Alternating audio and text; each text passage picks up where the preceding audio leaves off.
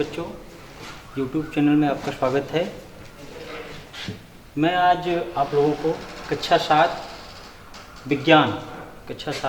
के बच्चों को विज्ञान में पहला चैप्टर मानव विज्ञान और प्रौद्योगिकी के बारे में पढ़ाया था।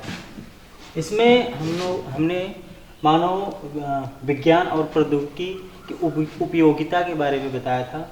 आगे मैं आज आप लोगों को विज्ञान और प्रौद्योगिकी के विकास से विभिन्न क्षेत्रों में क्रांतिकारी परिवर्तन, विज्ञान और प्रौद्योगिकी के क्षेत्र में प्रौद्योगिकी के विकास से विभिन्न क्षेत्रों में क्रांतिकारी परिवर्तन के बारे में आज हम पढ़ाएंगे, जिसमें सबसे पहला टॉपिक है औद्योगिक क्रांति। प्यारे बच्चों, औद्योगिक क्रांति बहुत ही इम्पोर्टेंट टॉपिक है, जो कि हमारे देश में अनेकों प्रकार के कल कारखाने वैज्ञानिक गतिविधियों से बने हैं, जिसके कारण औद्योगिक विकास हो रहा है। संचार से लेकर यातायात, कृषि, सभी क्षेत्रों में औद्योगिक विकास हुआ है, जिसमें हम आज आप लोगों को बताएंगे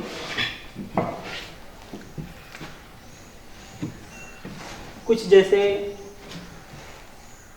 औद्योगिक विकास के अंतर्गत जैसे लड़ाकू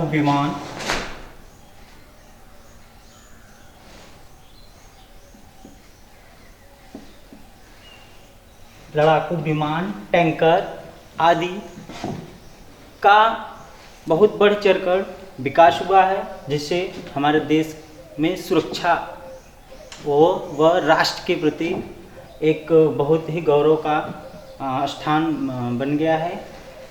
औद्योगिक विकास होने से जो बेरोजगार लोग थे वो काफ़ी तेज़ी से रोजगार हो रहे हैं। और आगे मैं बात करूंगा जनसंचार के क्षेत्र में क्रांति। पहले, जैसा कि आप लोग जानते हैं, पहले के लोग एक दूसरे से अपने संदेश को भेजने या बताने के लिए काफ़ी समय लगता था। जैसे कि कोई एक व्यक्ति दूर रह रहा है, उसे अपनी सूचनाओं को देना होता था, तो उस सूचना को देने में उसे कठिनाइयाँ इसलिए होती थी क्योंकि वो किसी और के माध्यम से किसी व्यक्ति या किसी संदेशवाहक गतिविधियों को अपनाकर, जैसे कबूतर को संदेशवाहक प्रतीक माना गया है, उसके माध्यम से भेजकर अपना संदेश को देता था। या फिर जैसे राजा महाराजाओं के समय में संदेशवाहक लोग क्या करते थे कि उनका काम था कि एक राज्य का दूसरे राज्य में सूचनाओं को भेजना, तो वो घुड़सवारी या फिर पैदल चलकर काफ़ी समयों में संदेश को देते थे। लेकिन आज जब आधुनिक युग में औद्योगिक विकास हुआ, इस क्षेत्र में जनसंचार के क्षेत्रों में काफ़ी परिवर्तन आया।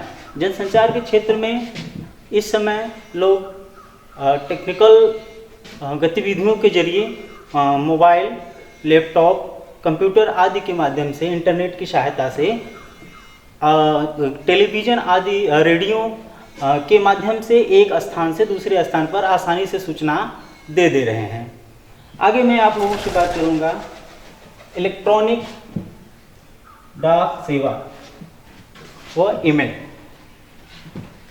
इलेक्ट्रॉनिक डाक सेवा एक ऐसा माध्यम है जो कि देश विदेश में एक समय में कई सूचनाओं को कम से कम खर्चे में आसानी से भेजा जा सकता है। इसके माध्यम, ये इलेक्ट्रॉनिक डाक सेवा कंप्यूटर से जुड़ा हुआ एक इलेक्ट्रॉनिक प्रक्रिया है, जो इंटरनेट के माध्यम से, टेलीफोन के माध्यम से एक देश से दूसरे देश या फिर किसी एक देश के सभी राज्यों में आसानी से कम समय में और कम से कम खर्चों में सूचनाओं को भेजा जा सकता है। आगे मैं इसी कड़ी में बात करूंगा मोबाइल व cell phone. Mobile cell phone हमारे राष्ट्र की बहुत बड़ी उपलब्धि है, जिसके कारण हम घर बैठे कई कार्य कर सकते हैं। जैसे एक स्थान से दूसरे स्थान पर रहने वाले व्यक्तियों से दूर संचार की गतिविधियों को अपना सकते हैं, जैसे बात कर सकते हैं नेटवर्किंग के कारण। और हम इस मोबाइल में वीडियो गेम खेल सकते हैं, मनोरंजन के थ्रू वीडियो बना सकते हैं, वीडियो देख सकते हैं, ऑडियो रिकॉर्ड कर सकते हैं। और मोबाइल में आज इस समय इंटरनेट के जरिए कृषि से संबंधित अनेकों प्रकार की सूचनाओं को जान सकते हैं और उसे औद्योगिक विकास के जरिए अपने संसाधनों को बनाए रखने में उपयोग कर सकते हैं। आगे इस क्षेत्र में बात करें तो मोबाइल एक ऐसी साधन हो गई है जो कि परिवार को एक निश्चित अवलोकन के जरिए देखा जा सकता है, क्योंकि अभी परिवार के कोई सदस्य एक दूसरे के संपर्क में नहीं हैं, लेकिन उनकी सूचनाओं का ज्ञान हमें मोबाइल के माध्यम से हो जा रहा है। आगे मैं बात करूंगा कृषि के क्षेत्र में।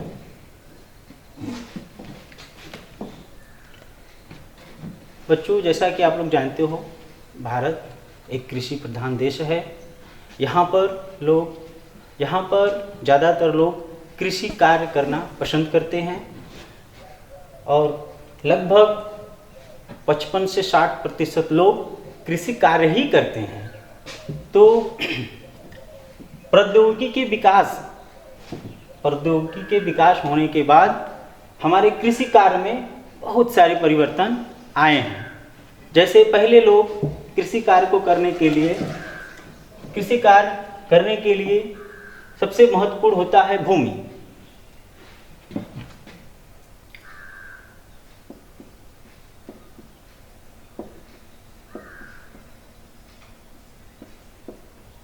खेतों की जुताई।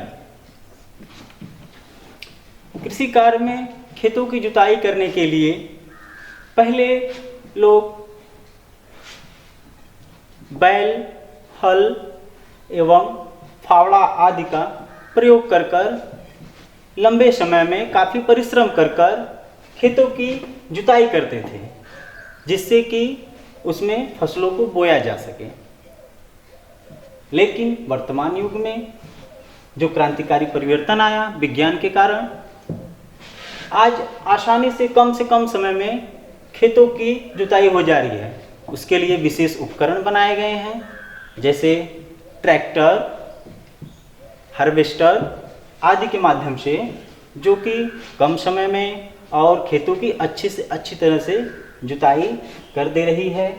और केवल जुताई ही नहीं, कृषि के क्षेत्र में अनेकों प्रकार के उन्नतशील बीजों का निर्माण हो रहा है, जिससे उन्नत फसल उगाया जा रहा है। और फसलों की सुरक्षा के लिए इस समय वैज्ञानिक गतिविधियों के अंतर्गत अनेकों प्रकार के उर्वरक एवं कीटनाशक दवाओं का भी प्रयोग किया जा रहा है।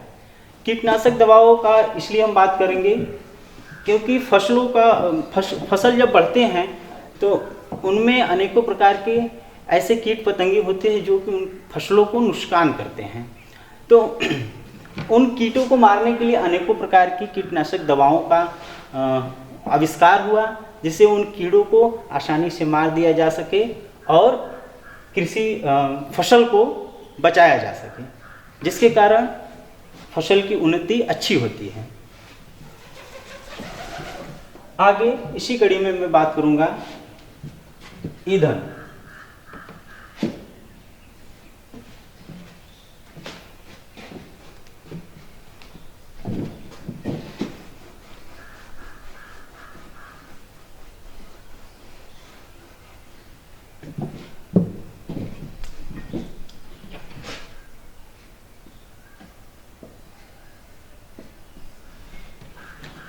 ईंधन मनुष्य का एक बहुत महत्वपूर्ण ईंधन का मनुष्य के जीवन में एक बहुत बड़ा महत्वपूर्ण भूमिका है, क्योंकि व्यक्ति अपना भोजन बनाने के लिए ईंधन का प्रयोग करता है, क्योंकि भोजन बनाने में जो ईंधन का प्रयोग करता है वो जैसे पहले के युग में पहले लोग ईंधन के प्रयोग में जैसे लकड़ियों, पत्तियों या फिर कुछ जानवरों के अपशिष्ट को जैसे जिसको गोबर या उपली कहा जाता है, उनका प्रयोग करते थे, जिससे कि भोजन को पकाया जा सके। लेकिन इस समय आधुनिक युग में जब वैज्ञानिक गतिविधियों का विकास हुआ तो ईंधन भोजन पकाने से लेकर और काफ़ी ढेर सारी यातायात के साधनों एवं मैं आगे बात करूंगा, अभी टॉपिक टू टॉपिक बता रहा हूँ। पहले मैं भोजन के बारे में बता रहा हूँ। भोजन को पकाने के लिए एलपीजी गैस का उपयोग किया जाता है, जिससे के माध्यम से सिलेंडर और चूल्हे के माध्यम से बनाया जाता है, जिससे कि धुएं वगैरह नहीं निकलते हैं और वो स्वास्थ्यवर्धक है। क्योंकि लकड़ी और पत्तियों के माध्यम से जब भोजन बनाया जाता था तो उसमें धुएं कच्चे धुएं वगैरह निकलते थे, जिससे स्वास्थ्य खराब हो जाता था। लेकिन एलपीजी गैस या पेट्रोलियम गैसों मिट्टी के तेल आदि का जब खोज किया गया विज्ञान के जरिए, तो उन धुओं पर रोकथाम लग गया इनका उपयोग कर। आगे ईंधन का उपयोग हम बताएंगे आप लोगों को कि जैसे विज्ञान का ही देन है जो आज यातायात के साधन इतनी सरलता से उपलब्ध हैं। एक व्यक्ति लंबी से लंबी दूरी जाने के लिए यातायात के साधनों का प्रयोग कर रहा है, और उन यातायात को चलाने के लिए जैसे वायुयान, ट्रेन, बस, मोटरसाइकिल, कार आदि, इन सब इंजनों को स्टार्ट करने के लिए एक ऊर्जा चाहिए, जो ऊर्जा हमें ईंधन से मिलती है, और वो ईंधन जो है पेट्रोल, डीजल आदि के रूप में प्रयोग किया जाता है, जिससे व्यक्ति एक जगह से दूसरे जगह या यातायात के लिए मतलब प्रयोग किया जाता है। आगे मैं बात करूंगा चिकित्सा।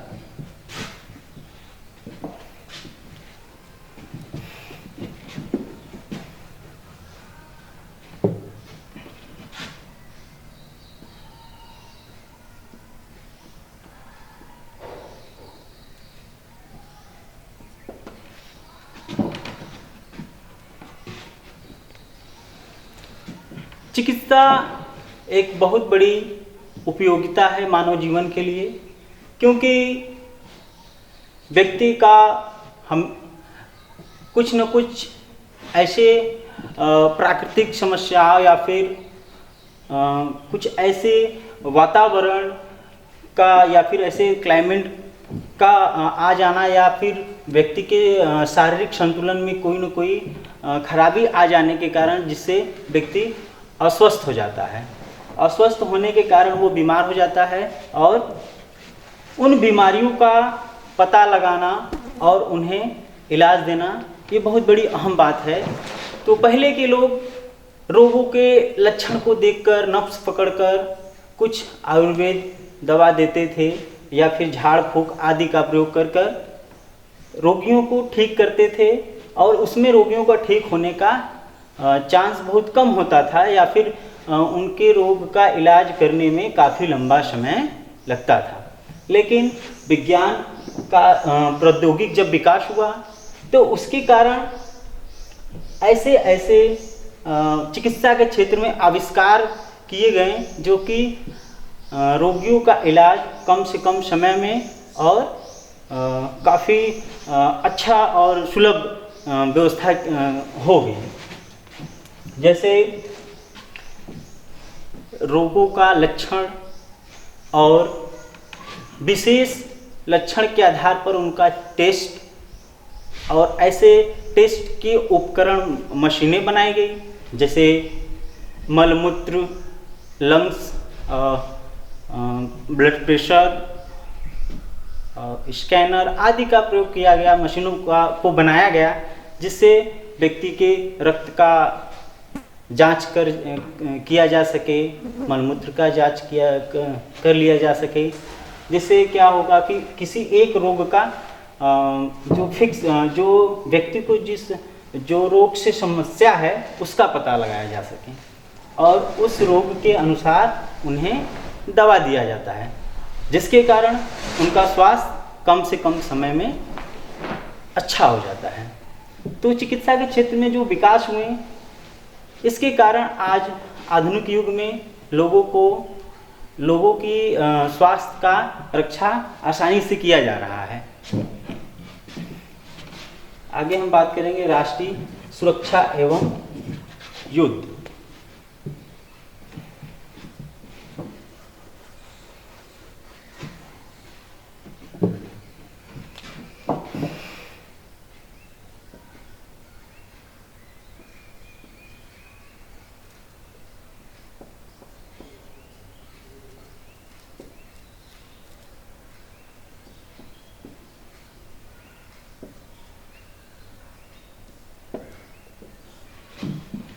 प्यारे बच्चों, जैसा कि आप लोग जानते हैं, हमें राष्ट्र की सुरक्षा करना हमारे लिए एक गौरव की बात होती है। इसलिए हमारे देश ने राष्ट्रीय सुरक्षा के प्रपक्ष में काफ़ी अहम कदम उठा चुकी है। जैसे ऐसे मिसाइलों का आविष्कार कर लिया है जो कि दूसरे देशों से किसी प्रकार की गतिविधियों या विरोध गतिविधियों या युद्ध आदि से सुरक्षा कर लिया जा सके। जैसे पृथ्वी, अग्नि,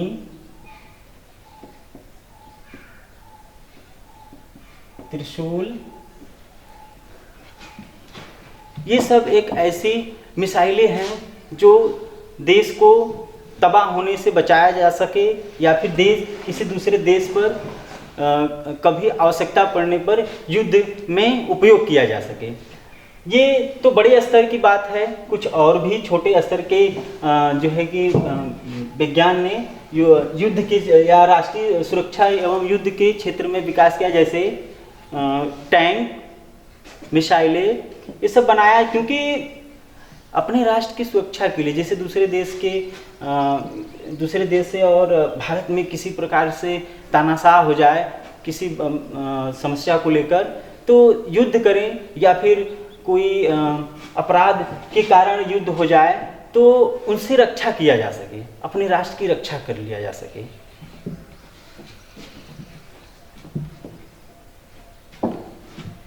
कुछ इम्पोर्टेंट कृषि के क्षेत्र में कुछ इम्पोर्टेंट बातें थी जो कि हम बताना भूल गए थे।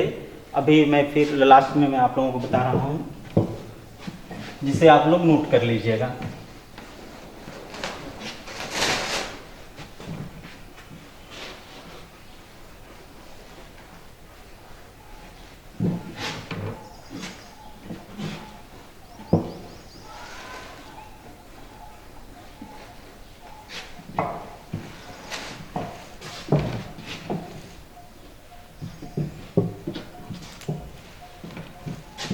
आप इसे इस नाम से भी जान सकते हैं, कुछ और भी जाने।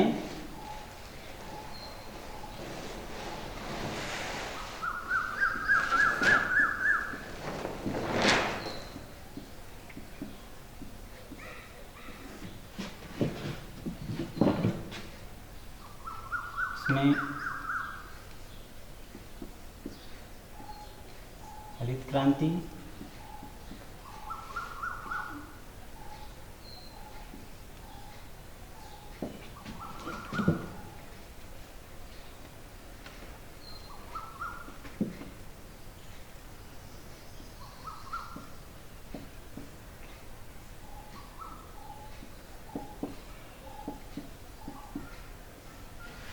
हरित क्रांति का उद्देश्य है कृषि के उत्पादन को बढ़ाना। आगे श्वेत क्रांति,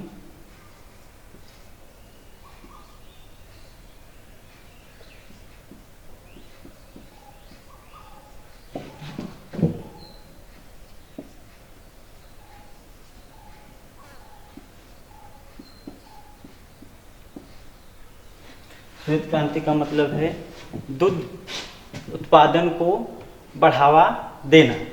आगे है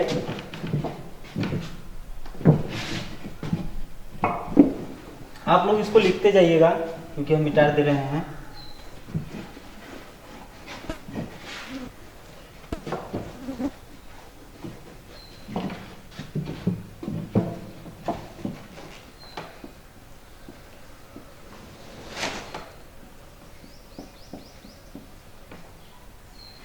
नीली क्रांति,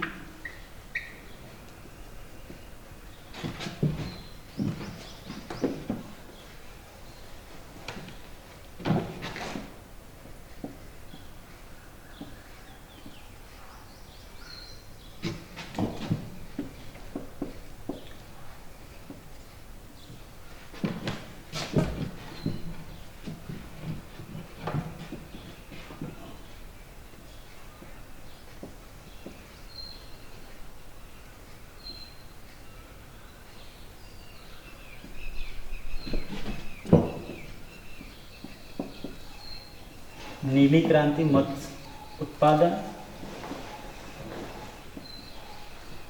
और लास्ट है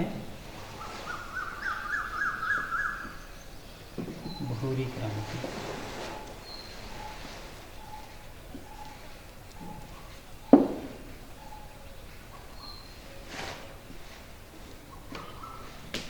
ये है उर्वरक।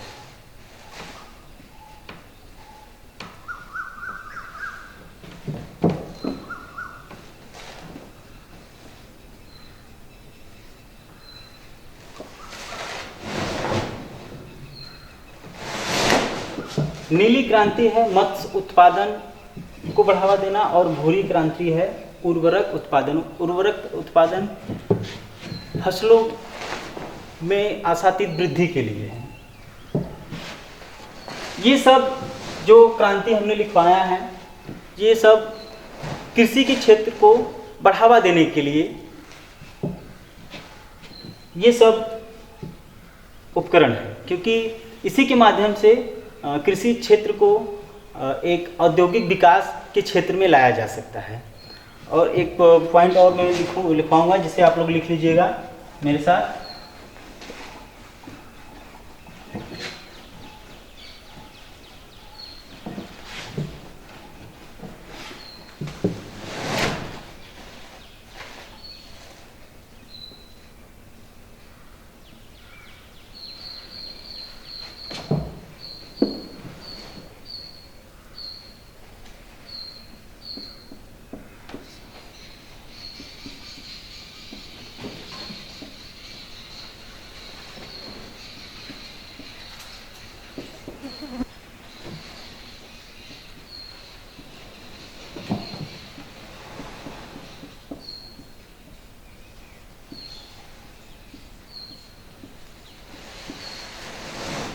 अरे बच्चों, कृषि में आशातीत वृद्धि को हरित क्रांति कहते हैं। तो प्यारे बच्चों, आज ये कक्षा 7 के विज्ञान में पहला चैप्टर मानव विज्ञान और प्रौद्योगिकी आज समाप्त हुआ।